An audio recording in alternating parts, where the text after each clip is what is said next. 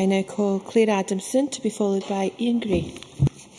Thank you, Presiding Officer. Today we're asked to look at young people supporting Scotland's economy today and tomorrow, but I hope you'll indulge me, Presiding Officer, if I first turn to the past. I recently attended a National Library of Scotland exhibition on 11 notable women scientists. The curator, Catherine Booth, said of the event, most of these women are virtually unknown today, but their work is still influencing new generations of scientists. They are representative of a much bigger group of female Scottish scientists whose achievements we are proud to celebrate. If I can just mention two of the 11 women, the first one being Mary Fairfax Somerville, indeed which one of our committee rooms is named after, who was a notable mathematician and astronomer and the first woman elected to the Royal Astronomical Society, and also Wilhelmina Fleming, an astronomer who discovered one of the most beautiful visions in our heavens that I believe, that being the Horsehead Nebula, as well as many other stars. And the reason I raise these women of the past is to show that Scotland's traditions and reputation in the areas of science and technology belong as much to our young women as they do to our young men. And if we look at today, we have also notable trailblazers in this area, including Scotland's Anne Glover, who of course is the first scientific advisor to the European Commission. But it's to the future of our young people who are choosing their careers that I would like to turn to. And it's important that the skills gaps identified and already talked about by many of my colleagues today, especially in our technology markets, that young women are as informed and able to take advantages of the opportunities in these areas as our young men. The Royal Academy of Engineering forecasts that the UK will need 104,000 STEM graduates between now and 2020 to meet demand. A recent article in The Telegraph reported on the EEF report. In their article, 1 in 5 must become an engineer. And it says there that Terry Scowler at the EEF says there is no getting away from it, that women are substantially underrepresented in manufacturing at a time when industry needs to be tapping into every potential talent pool to access the skills it needs. And he goes on to say we need a huge national effort to make this happen. And government, education and industry itself all have a major role to play. And on that note, I would commend to the Parliament the work of the Scottish Resource Centre for Women in Science, Engineering and Technology, which supports young women studying in those areas and runs out of Napier University. But there is no doubt that we need young women to recognise the potential of STEM subjects.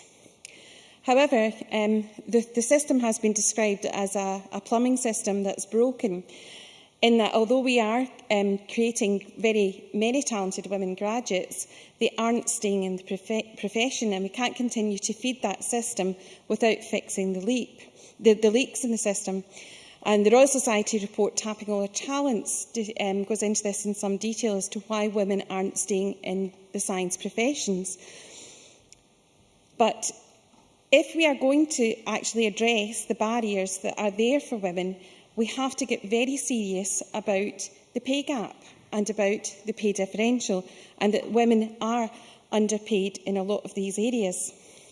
There has to be a fundamental change in industry and in academia to ensure that remuneration and career progression for women is fair, when the overwhelming evidence continues to point to persistent discrimination in this area. Presiding Officer, we've had a great number of briefings for this debate this afternoon, very welcome, and Lee MacArthur mentioned a few of them in his speech this afternoon. But I'd also like to draw the attention to the University of Scotland report, Taking Pride in the Job, University Action and Graduate Employment.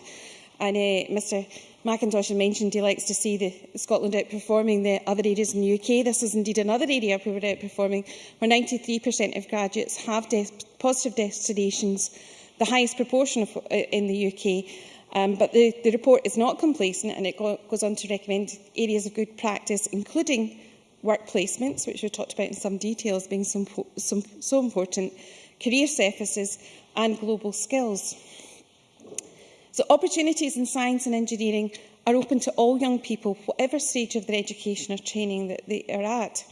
And the modern apprenticeships offer a great opportunity, especially in the areas of the Energy Skills Academy. is a welcome package which delivers new employer recruitment initiatives and will create over 10,000 opportunities for small and medium enterprises, as highlighted the importance by Gordon MacDonald earlier on, small and medium enterprises to recruit young people. And there will be indeed 290 modern apprenticeships in this area alone. So I think there's a lot to be very thankful for in Scotland, although we can't be complacent. I think our modern apprenticeships are showing that we're delivering for Scotland's young people, and I'm very, very happy with the movement in Scotland at this time. I would like to make a comment about some of the data in this area. There's been a lot of criticism that the data is not giving us all the information that we need.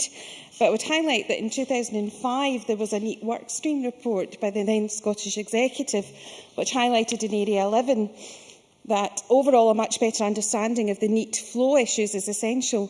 Only through this is it possible to develop a truly sophisticated and targeted policy response. But the NEAT workstream has encountered significant limitations with the current information on these issues.